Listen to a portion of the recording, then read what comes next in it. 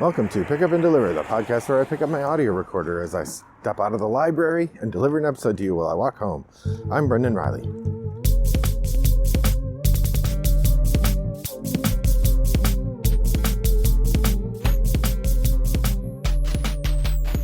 Well, good morning, listeners. It's still Saturday morning. It's still gloomy and miserable here in suburban Chicago, and I'm still taking a walk to give you some podcast goodness. If things go as planned, I'll publish this episode Sunday morning after having published the last episode right after I finished recording it. How do you like them apples? I believe this is 2 episodes in a row where I said, how do you like them apples too? I don't know if I'm on a fruit-based challenge kick. I don't know. Anyway, what I thought I'd do today is an episode format that I think is pretty fun. This is 400 Back.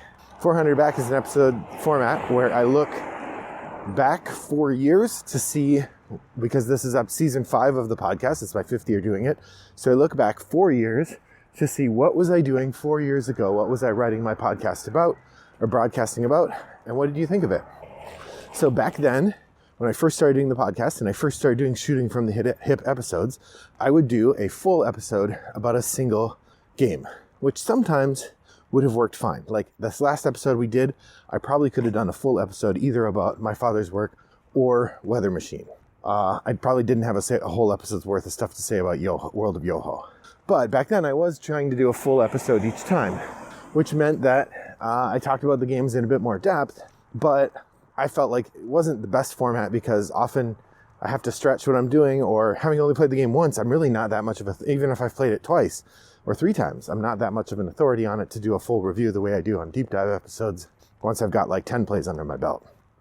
Nonetheless, episode 92, which was 400 episodes ago, I talked about the game Raids, which, if you'll remember, is a ELO title in which you play Vikings going on journeys around the North Sea, collecting stuff. It's a set collection game with a bit of Take That, and it's pretty fun. It's still in my collection. I haven't played it for a long time, but honestly, working on this episode, thinking about it, has gotten me bit by the Raids bug, and I think I'm gonna go back and get it out sometime soon. Maybe it'll be my flashback game for next month. We'll see. But what I thought I would do is talk about 4 things I remember about Raids and other games that scratch that itch. So buckle in. To start with, Raids is a set collection game. At the end of the game, when you're scoring, you score based on a variety of things you've collected, and the things you've collected score in different ways. Sometimes they'll score based on how many of them you have or straight points. Some of them they'll score based on an escalating number of them. So if you have 1, it's 1 point. If you have 2, it's 3 points. If you have 3, it's 6 points, etc., something like that. Some of them based on you having more than anyone else, as I recall. So it's a set collection game with your standard sort of array of different scoring mechanisms. The standard set collection game, the one I play most often, of course, is Sushi Go. This is a drafting game in which you're collecting sets. But I wanted to point to 2 other games that maybe don't appear as set collection games because of the other mechanisms in them, but I think work in the same way. Valley of Kings, which I played once a long time ago and a couple times last month, is a set collection game in that you score points based on the treasures that are in your tomb. And that's all you're scoring on. All the other machinations you do to move your cards around and to get stuff, they don't mean a hill of beans if you don't score based on what's in your tomb. So putting cards in your tomb is the crucial piece. And in Valley of the Kings, it's all about the sets. So each different card that you can get is part of one of like 4 or 5 sets in the game. And at the end of the game, you just score the scaling number of points based on how many cards from each set you have in your tomb. It's a very straightforward scoring mechanism for what is otherwise a pretty complicated game.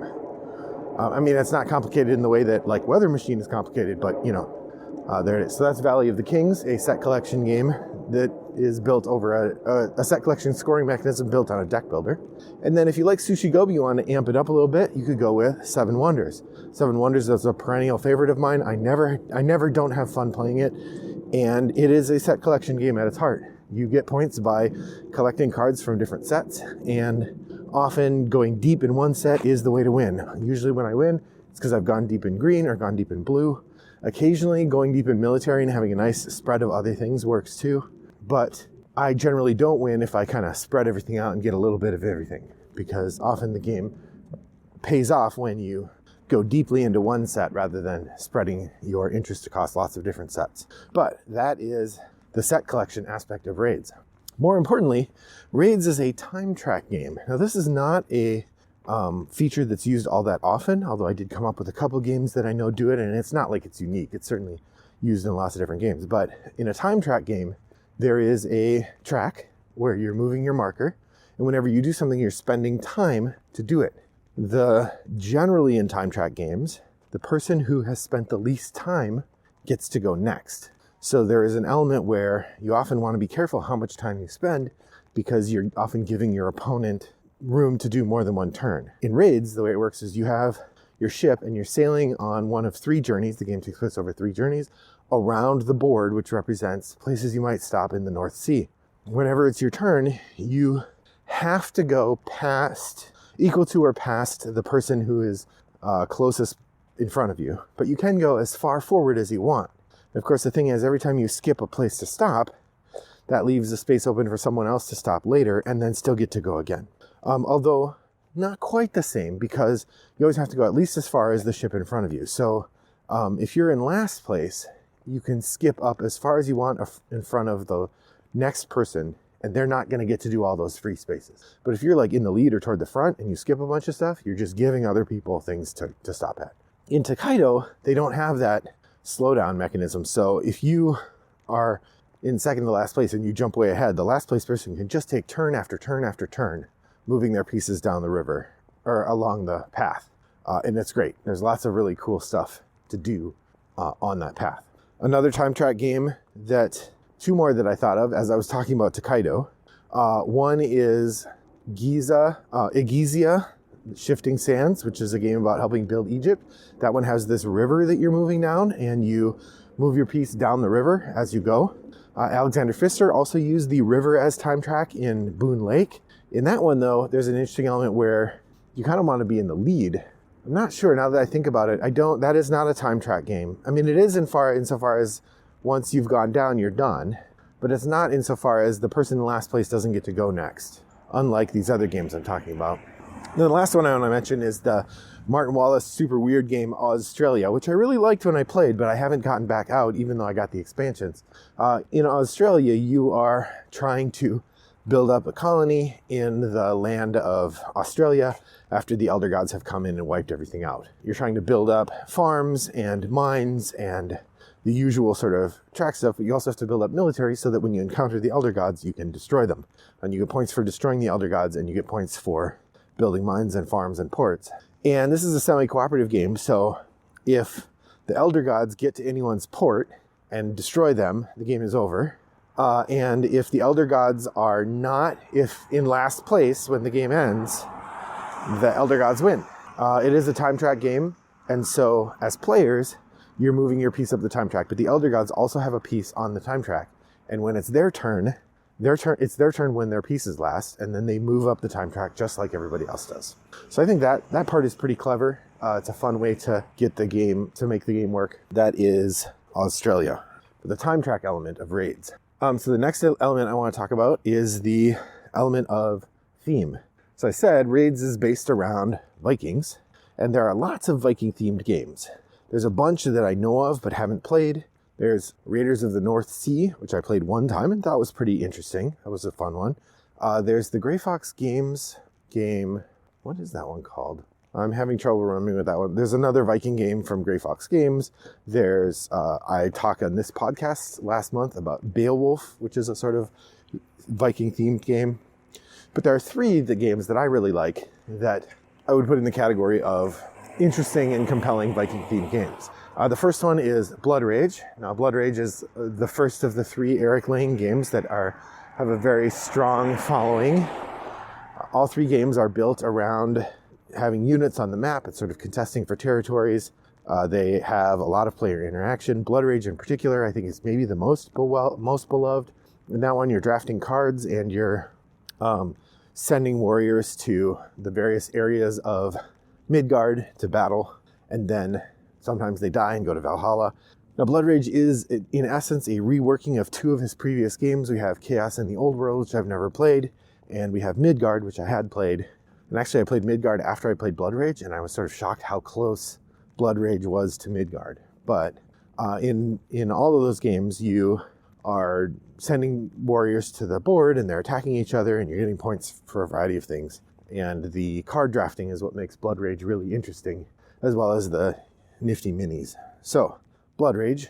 And then I also have Voluspa. Voluspa is an abstract game. It's really a tile layer in which you are putting out tiles in a grid, and the tiles that are next to each other affect one another. And when you're putting out tiles, your goal is to put a tile on the end of a column or row, and then you score points equal to the number of points in that column or row.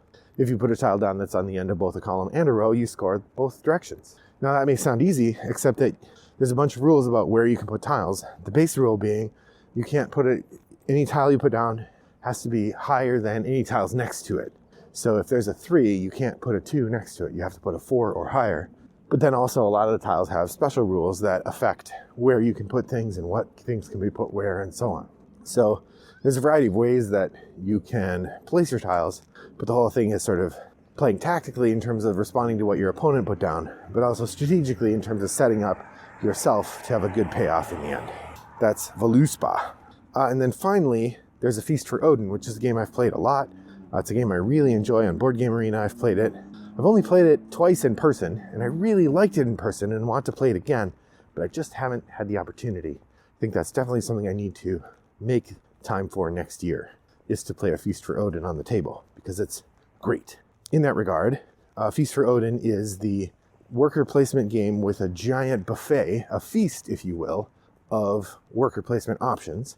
And as the player, you place out 1, 2, 3, or 4 workers at a time in order to take one of, I think, 64 different action spaces, which allow you to collect goods, convert goods, go on raids, build things, hire people, or sort of learn occupations, and so on. And many of the actions that you do involve getting or converting resources. Some of the actions involve building mechanisms into your play that amplify the getting and converting of resources. At the heart of the game is the display of a grid where you're going to be putting your tetromino pieces so that you can score the most points by kind of filling out that grid. It is a delightful game. I really enjoy it, and it's well worth your time if you get a chance. There's a lot to learn, a lot of depth, and I'm bad at it compared to the people I tend to play with. They get significantly more points than I do, which is a little depressing, but also that's okay. We have a good time. So that's A Feast for Odin, Uwe Rosenberg's Viking-themed game. And that touches on the Viking theme of raids. Finally, I want to go to the thing that made me buy raids in the first place, and that is the design duo. So early in my gaming career, I picked up the game Elysium. Now, Elysium is a fantastic card drafting game in which you are building a tableau of cards that give you powers while they're alive, but to score them, you have to send them to the underworld. The Elysium, get it? It's themed around Greek gods, and the mechanism for the game is pretty clever. The cards all have different actions on them, and they're divided up based on the nine different gods in the Greek pantheon. And the different gods promote different kinds of play. There's a god who results in a lot of wealth available. There's a god who results in a lot of player-on-player conflict, and so on. And one of the things that makes the game neat is you pick 5 of these decks of cards, and you shuffle them all together, and those are the cards you use in the game. So in the game, you're only using 60% of the cards in any given round, which makes for a lot of variability if you're going to play over and over again. Elysium also has a fantastic drafting mechanism. You have these 4 little column markers, and each round that you draft a card, you have to spend one of your columns. Now, it's a key rule. You do not have to spend one of the columns that you used to draft the card, because here's the other trick. Every card has 1 or 2 little color icons in the upper corner. In order to draft that card, you still have to have the color icon, or the little pillar matching the color icon in the card. So in order to draft a card with a red icon, you have to have a red pillar. But the trick is you have to give up 1 pillar each round. So if you want to draft a bunch of cards with red icons, you have to give up your red one last. Because the thing is, you can draft one with a red icon, and then you can forfeit your yellow pillar. That's fine. You're allowed to spend whichever pillar you want. But the mechanism, having to give up 1 pillar each round, and sort of competing to get the cards works really well. There's this great moment where, after the second round of drafting, where you can see you're the only one who didn't give up your red pillar, meaning any of the red cards that are available, you are the only one who can draft them. There's a kind of a really nice rhythm to that. So Elysium is a game I think is fantastic, and is a game that made me a permanent fan of Dunstan and Gilbert, the designers. So they've come out with a number of games since then, and I wanted to point to you three more games that I have that I've bought because of them, and then I'll mention one game that I played that was not a hit for me. So Chocolate Factory is an engine building game. I've talked about that one in the podcast. That's a great game in which you are basically building a chocolate factory. You're hiring workers and you're putting in machines and you're converting raw goods into chocolate, and et cetera, et cetera. It's great. Costa Rica is a sort of abstract game in which you're placing pieces on the board and you're trying to score different tokens based on the arrangement of pieces that you put on the board. It works really well. I like it a lot. And then Guild of Merchant Explorers is one that's come out recently. I think they made some poor design choices in thinking about what the game would look like, because it's very beige and not super attractive. But the overall flow of the game is awesome, and I really like the experience of a bunch of different powers that you can get and so on. I did play Vivid Memories, which was not a hit for me. It felt like Dunstan and Gilbert were doing their best to try to emulate a Azul or a Sagrada type game, and it just didn't work for me. But not everything can be a hit. Nice try, guys. So that is the fourth aspect of raids that I want to talk about. I'm going to try to play raids sometime in the next few months, because talking about it has made me remember it and made me want to check out, do I still like it? Is the game I still want to keep? The answer is probably. So what games do you have that fit in any of those four categories? In Time Track, in Set Collection, in Vikings, or in Dunstan and Gilbert? What do you think about any of those categories? Let me know which are your favorites. And you can share that idea over at BoardGameGeek.com in our guild, number 3269. You can email me, Brendan@rattleboxgames.com, or send me a direct message over there. Wombat929 is my username. Thanks for joining me on my walk today. I hope that your next walk is as pleasant as mine was. Bye-bye.